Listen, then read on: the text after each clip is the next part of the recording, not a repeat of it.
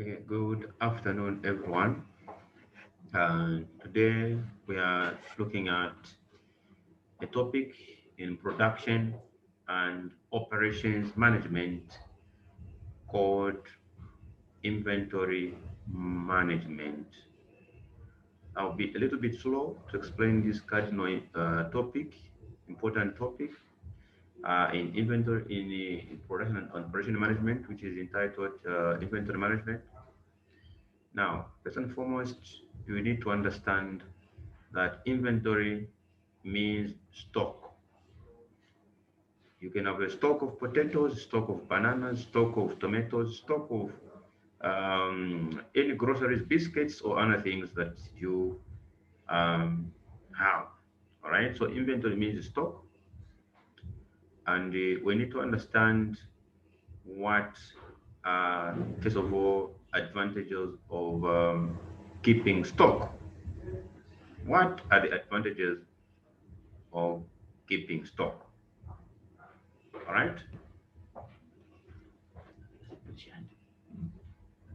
So first and foremost, you need to understand the advantages of keeping stock. We were looking at you keep stock so that the firm does not incur ordering cost, acquisition cost, and the stock out cost. So you keep stock so that you don't incur order every time you need to order and acquisition cost, and also look at the stock out cost. So that is the first advantage of keeping stock. Second advantage of keeping stock, you keep stock in order to maintain customers' goodwill. And this goodwill is just created between the business and the customer. So you keep stock so that you maintain the goodwill of the customers. That is just about the second advantage of keeping in the stock. What about now? We can get into the disadvantages of keeping stock. The firm incurs carrying costs, e.g., paying for warehousing salaries and wages, even paying for the units that we are actually keeping in the warehouse.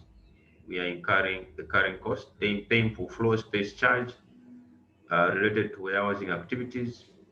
Even, of course, we are paying for insurance of the stock. That is just about another disadvantage of keeping stock. Okay, when we meet, we'll need to get into another disadvantage of keeping stock. Inventory may be damaged or spoiled. That's it. Another disadvantage of keeping stock. Inventory may be damaged. Inventory also may be spoiled. That is just about another disadvantage of keeping stock. Tomatoes may be spoiled. Tomatoes may be damaged. Tomatoes may be actually be stolen. That could be another disadvantage of keeping stock. All right. And then we get into the other agenda here where we're looking at inventory models. But before getting to inventory model, I have to overemphasize the fact that stock keeping is not easy. All right, it's not easy because even the people who are manning the stock, they need to be paid for manning stock. So if we and you're not even selling it, means that you will just incur the expense of paying for warehousing, paying for salaries and wages of people manning the stock, and other things that are related. Inventory may also be insured. All right, so all that is it falls under disadvantages of keeping stock. Now, there are three inventory models, and these are the first one we're talking about the purchasing model. That's model number one. Model number two, we're talking about the production model. Model number three, we're talking about the discount model. So model one is purchasing model. Model two is the production model. Model three is a discount model. And in this case, you can only be allowed to be given a discount when you are buying from the suppliers. That's when you can only be given that discount. So discount doesn't just come anyhow. Discount comes in according to how many units you're buying and at what price. So the more you buy, the larger the discount. So model one and model three formulas are actually one and the same. So model one formulas and model three, they use the same formulas. All right. Now we can look at model one, which is called production model. No, in fact, it's called the purchasing model. That's model one. The model two is production model. Model three is a discount model. So we're looking at model one for now, which is the purchasing model. And this is the model where we're looking at. This is a model where we're looking at the firm buying units of a commodity from the suppliers. So the firm, they're buying units of the commodity from the suppliers. So first and foremost, here we consider the following. The first one, we consider the EOQ, the economic order quantity, how many units of the commodity that we can buy at a time. So it's a square root of 2ds over C, where D is annual demand, EOQ is economic order quantity, S is ordering cost per order, C is the current cost per unit per year. So how many units we can order at a time from the suppliers. How many units we can order at a time from suppliers is what we call the economic order quantity. All right, then we get into S is ordering cost per order, or C is current cost per unit per year. And then I have to make mention here the fact that our current cost is always the percentage of acquisition cost. So our current cost is always the percentage of acquisition cost. Now, getting to another formula here where we have to look at number of orders per year. So number of orders per year, um, the number of orders per year is actually equal to annual demand divided by EOQ. Annual demand divided by EOQ, which means AOQ is the formula, is a one expression that we have already found up there. Using that expression within that formula is our economic order quantity. So number of orders per year is equal to annual demand, D, capital D, divided by economic order quantity. Okay. Now, getting into the Roman numeral number three, these are the formulas that apply to um, this model, which is called the purchasing model. Getting down to cycle time. So type cycle time, this is just the time between orders and is calculated by cycle time is equal to Q over D multiplied by the days of the year. So Q over D multiplied by the days of the year. This is about how you get to find the cycle time. Q over D multiplied by the days of the year. Where we have a Q is our EOQ, the D is our annual demand. All right, this is how you get to the cycle time. Then getting to reorder point. Okay, getting to reorder point. Now, reorder point is a point at which the firm should order units of the commodity again. So it's a point at which the firm should order units of the commodity again.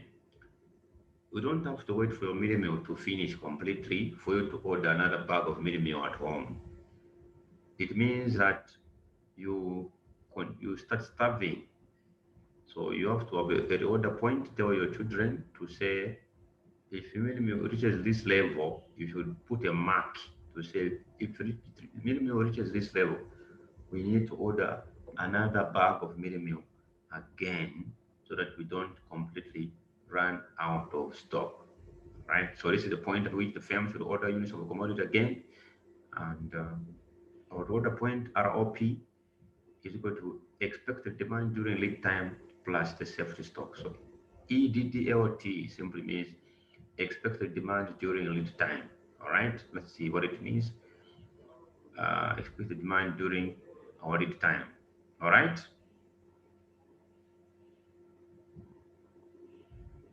Then we get to a lead time is the time taken between when an order is placed and when an order is actually received.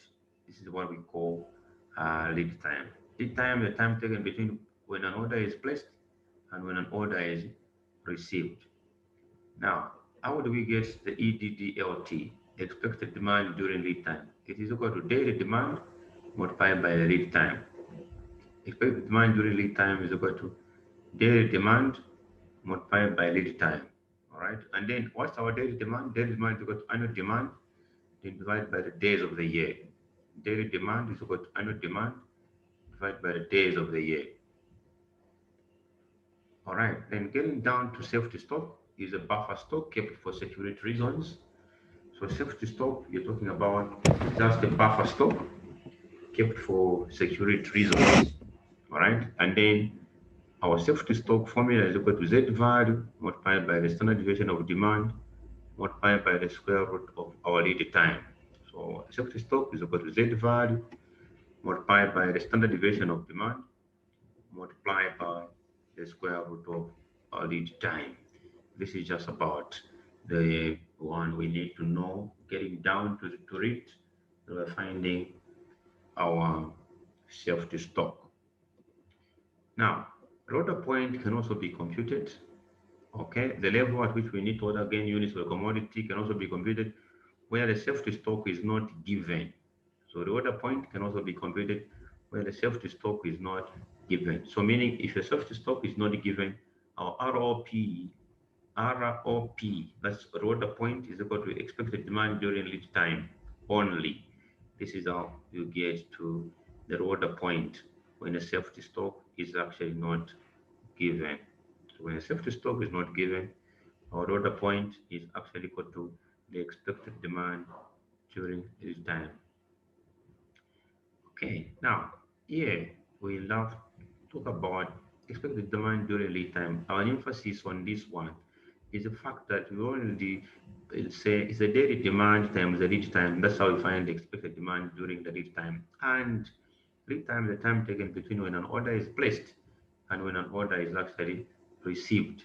This is how you get to the aspect of lead time. All right. We now get into the total stocking cost. When you are doing stock taking, we have to look at it, the ordering cost and the carrying cost. So this is the cost that is made up of two costs. That is the annual carrying cost and the annual ordering cost. So the total stocking cost is actually made up of two costs. That is annual carrying cost and annual ordering cost. So the total stocking cost, the two major costs are the annual carrying cost and the annual ordering cost. All right. Then we have the last one, which is talking about the total. So meaning the total stocking cost is equal to annual carrying cost, which is Q over 2 by C, and then plus D over Q by S. So this is the total stocking cost as we are doing stock taking. All right, annual carrying cost and annual ordering cost. Where Q is our economic order quantity, S is ordering cost per order, and D is our annual demand. From here, this is the total stocking cost. All right then. So we have the total stocking cost and the last formula, as we are talking about inventory management model one, we're getting to the total material cost. Total material cost is equal to total stocking cost, which is Q over 2 by C. All right, so Q over 2 by C plus D over Q by S plus AC times D. So total material cost is made up of annual carrying cost, annual ordering cost, and acquisition cost multiplied by annual demand. And acquisition cost multiplied by annual demand. So this is about the one you need to know as we are looking at um, the total material cost. Total material cost. All right. All right, then we get into an example now. So, example based on this model, we are still looking at model number one, which has to do with um, inventory management, model one. All right.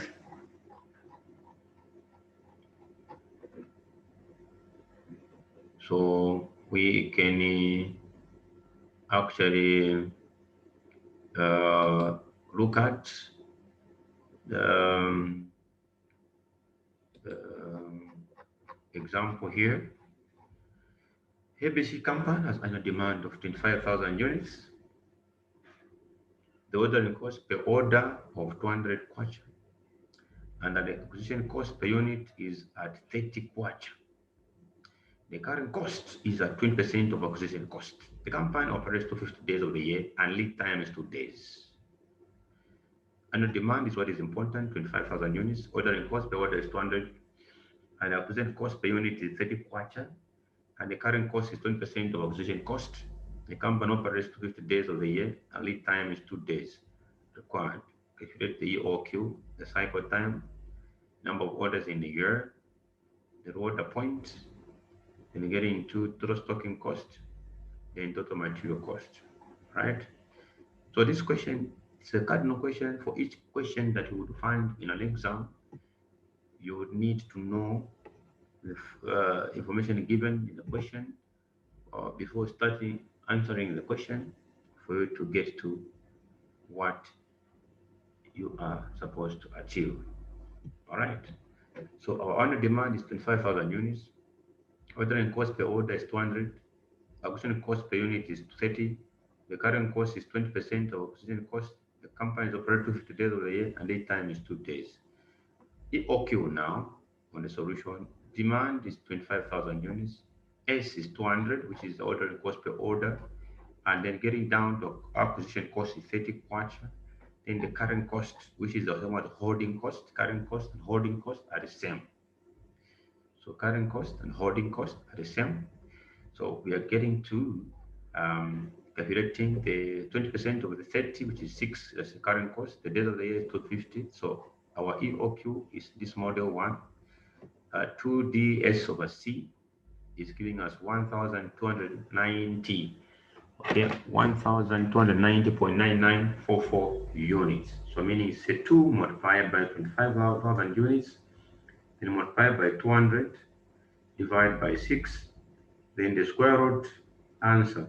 We are getting 1,290.9944. This is just about the economic order quantity. So at every time, we need to order 1,290 units of the commodity at every time. That's what it means.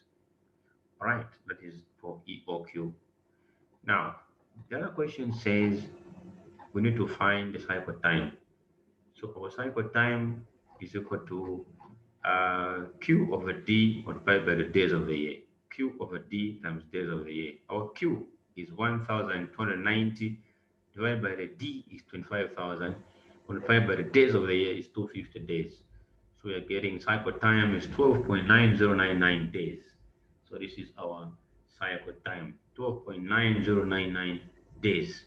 That is what we call our cycle time. All right. So our cycle time is 12.9099 days. That's our cycle time using the formula. Now, number of orders in a year. How many orders are you going to have in a year for us to meet the demand? So number of orders in a year is equal to annual demand over EOQ. Every time you're ordering 1,290.9944 every time. Now, to meet the demand of 25,000 units, how many times are you going to order? So it's 19.333, approximately 20 orders. So you can just round up to say approximately we should have 20 orders. All right, in a year, we should have 20 orders in a year.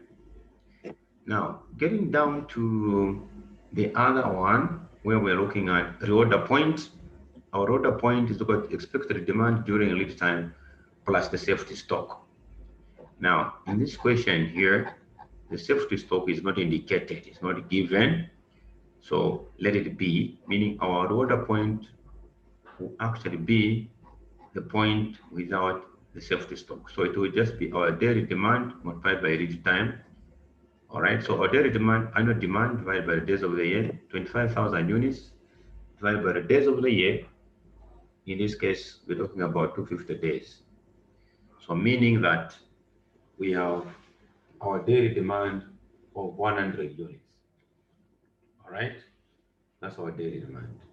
Now, let us find the expected demand during lead time. All right, expected demand during lead time. Lead time is 2 days. That's the question. The lead time is 2 days, and our daily demand comes to 100 units. So our expected demand during lead time is 200 units. Our safety stock is 0 units. So we are getting our order point in this case as 200 units. That's our order. That's our order point. So our order point here is a 200 units. So the order point is 200 units. All right. Now this means that should the stock fall to 200 units, the firm should order 1,290.9944 units. So should stock fall to 200 units, the firm should order 1,290.9944 units. Every time the unit, every time the stock falls to 200 units, the firm should order the entire batch of 1,290.9944 units. Should the stock fall to 200 units. All right.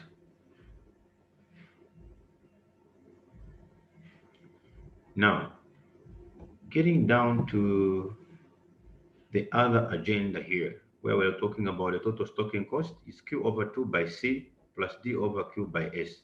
So Q is the same as EOQ, 1,290.9944, and divide by 2, then multiply by 6, then plus a 25,000 divided by 1,290.9944 multiplied by 200.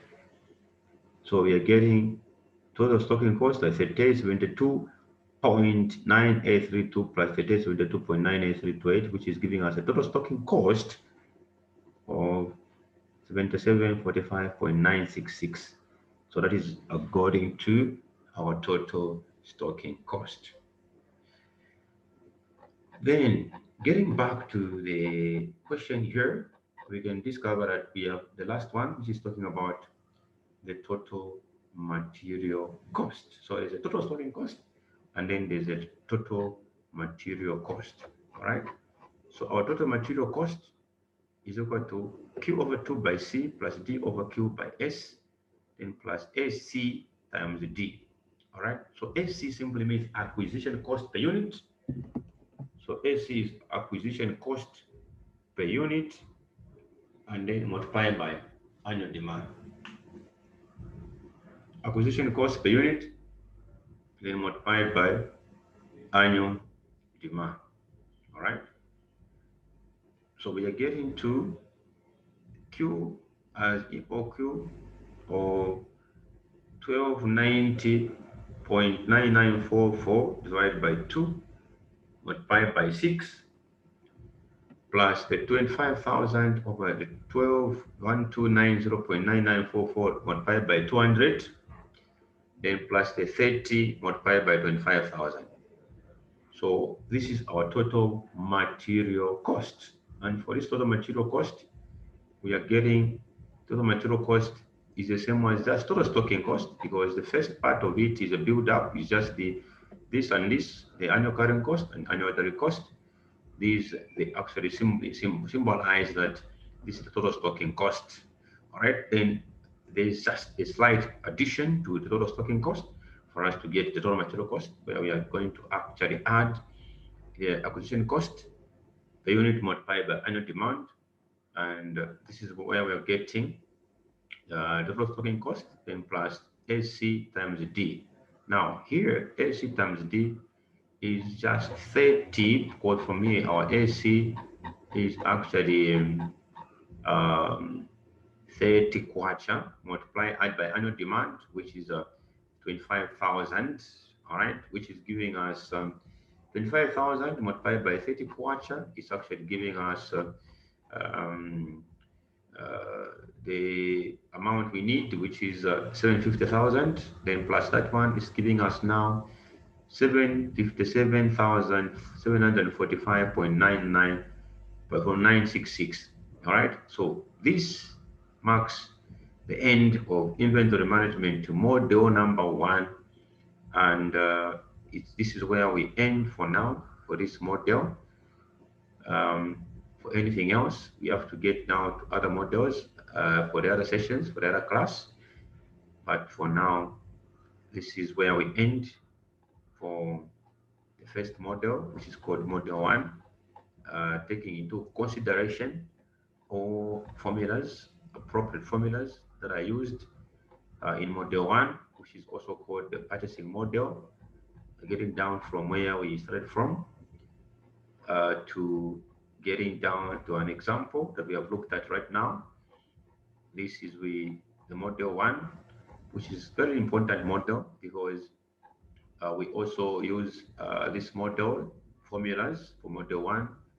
We use them in model three as we are getting to discount model. And to this model, the firm can only give you the discount when you are buying units of the commodity from them. So we end here for now for this model one. Then we'll still get back to other models at a later time. So um, it's bye for now.